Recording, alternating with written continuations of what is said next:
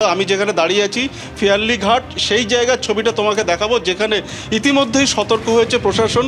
গতকালই সিদ্ধান্ত নেওয়া হয়েছে, বিজ্ঞপ্তি দিয়ে জানানো হয়েছে আজ অর্থাৎ রোববার গোটা দিন এখানের যে ফেরি যোগাযোগ তা বন্ধ থাকবে, ফেরি চলাচল পুরোপুরি বন্ধ।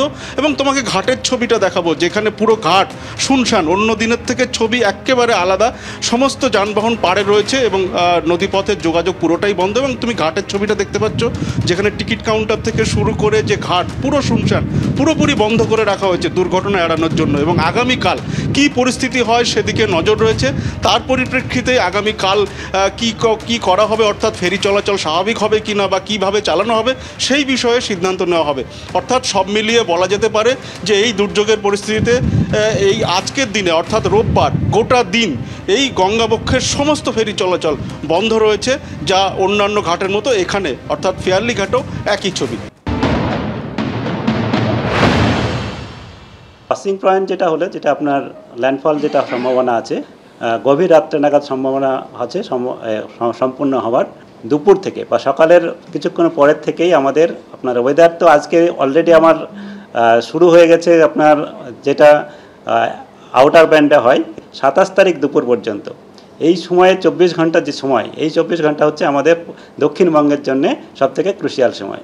এই সময়ের মধ্যে আপনার 6 ঘন্টা মতো সময় বিভিন্ন জেলায় বিভিন্ন জায়গাতে ওয়েদার সবথেকে খারাপ থাকবে। তা কলকাতার জন্যও আমাদের সেজন্য ওয়ার্নিং আছে। যেমন আমাদের ওয়েদার আর সম্ভবত মেনলি এটা হয় যে আপনার ল্যান্ডফল যখন শুরু হলো তার কয়েক ঘন্টা আগে থেকে শুরু হয়, তারপরে ল্যান্ডফলের পরে আরও কয়েক ঘন্টা পর থেকে চলতে থাকে।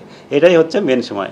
এবার ল্যান্ডফলের আপনার এক্সাক্ট টাইমিং আমরা যেমন পাশাপাশি যেমন বলেছি, ওইরকম আপনার 2-4 ঘন্টা প্লাস মাইনাস আপনার যেটা হয় সেই মতোই আপনার ওয়েদারটাও শুরু বা শেষ হয়। ধেয়ে আসছে রেমাল এবং 135 কিলোমিটার প্রতি ঘন্টা বেগে যখন এটা ল্যান্ডফল হবে তখন এরকমই থাকবে তার গতিবেগ।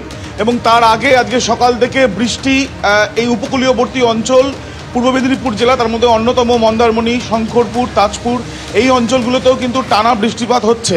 হালকা থেকে মাঝারি হলেও কিন্তু কন্টিনিউয়াস প্রসেসেই চলছে এই বৃষ্টি। এবং তার সঙ্গে তোমাকে দেখাচ্ছে আমার ক্যামেরা পার্সন দিব্যেন্দু সিংহ, সমুদ্র উত্তাল। এবং তার সঙ্গে আজকে সকাল থেকে সমুদ্রের এই যে ছবি, অন্যান্য দিন কিন্তু জোয়ার আসলে এই এতটা কিন্তু এই ছবি দেখা যায় না, যে ছবি আজকে কিন্তু সকাল থেকে দেখা যাচ্ছে। এবং প্রশাসনের তরফ থেকে রেস্কিউ সেন্টার ইতিমধ্যে তৈরি রাখা হয়েছে।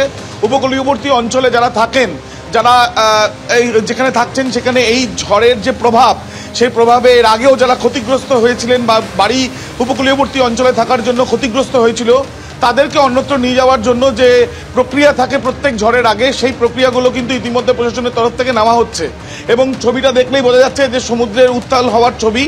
এবং যত সময় গড়াবে তত বৃষ্টি বাড়ে কিনা বা সেই বৃষ্টির প্রভাবে কোনো ক্ষয়ক্ষতি হয় কিনা, এবং তার সঙ্গে সমুদ্রের কি ছবিটা থাকে সেটাই কিন্তু দেখার। রাত্রি 11টা থেকে রাত 1টার মধ্যে ল্যান্ডফল হওয়ার সম্ভাবনা। এবং এর আগে দেখা গিয়েছে যখন এই ল্যান্ডফল হয় যে কোনো জায়গায় উপকূলীয়বর্তী অঞ্চলগুলোয় কিন্তু ব্যাপকভাবে প্রভাবিত হয়।